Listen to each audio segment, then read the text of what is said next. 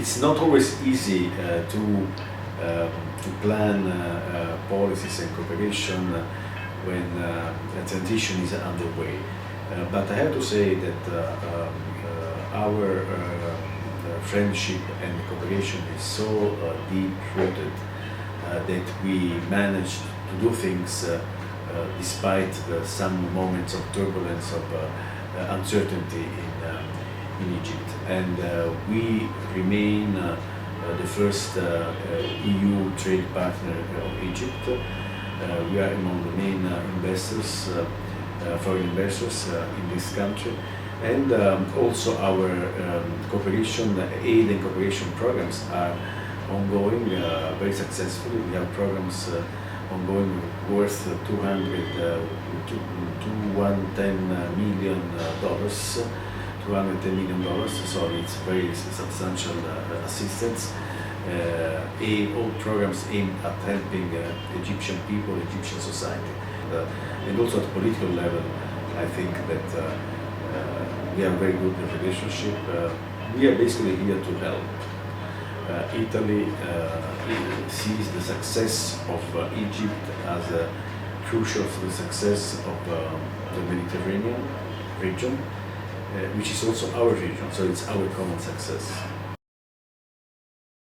I think Egypt has many assets. One is certainly the geographical position, which is key as a link between Mediterranean, Middle East and Africa, and of course the closeness, proximity with Europe and the European markets. Cheap, of course, the labor force, compared to the cost in Europe, but also a very vast market of more than 90 million people, which is very important for our exports. Energy is still very competitive. The cost of energy is very competitive, and also, in geopolitical terms, I would say that Egypt remains a focal point, a point of reference for the Arab world. You cannot have any kind of serious political discussion concerning the problems of the region without Egypt. So, of course, the better, the more skilled this labor force, the better. In that sense, I think there is still a lot of room for improvement. The training of the labor force is going to be a major challenge, and Italy is playing an important role in that, what we call vocational training, to help Egyptian young people, workers, to improve their skills. And this should be done in a bigger scale.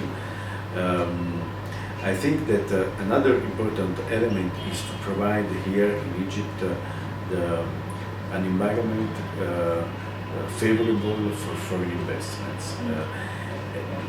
What does that mean? It means, of course, stability, but also